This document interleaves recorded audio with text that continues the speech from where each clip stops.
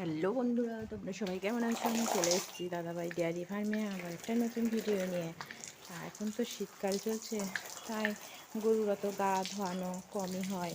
তাই আজ ভাবলাম এই গরুটি গায়ে খুব নোংরা হয়েছে, তাই এতই নোংরা হয়েছে গোবরগুলো গায়ে লেগে, তা ও মানে কি লোম উঠে চামড়া বেরিয়ে পড়ছে। এই দেখো, এখানে একবারে চামড়া বেরোনো করা হয়ে গিয়েছে। তাই আমি ভাবলাম গরুটাকে কি একটু গাটা ধুয়ে দেওয়া হবে, তাই এখন গরুর গা ধোয়ানো চলছে।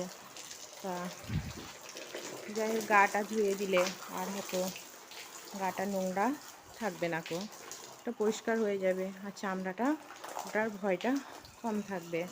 আমি তো প্রথমে এসে ভাবলাম এ কি এই অবস্থা হয়েছে, এ তো একবারে অনেক দিন গা ধোয়ানো হয়নি। তাও আর যখন তো গরমকাল পড়ে, গ্রীষ্মকাল, তখন তো রোজেরই একবার করে গা ধোয়াতে হয়। আমি আবার যখন প্রচণ্ড গরম পড়ে তখন তো আবার দুবারই গা ধোয়াতে হয়, একবার সকালে একবার বিকেলে গা ধোয়াতে হয়। তা এখন শীতকাল তো তাই গাটা কমই ধোয়ানো হয়। তা খুবই দেখছি গোবর, গায়ে গোবর লেগে আছে। ভাব দিয়ে দেখছি মানে কি গোবরের সাথে একবারে লোমে চটা ছেড়ে ছেড়ে উঠে আসছে।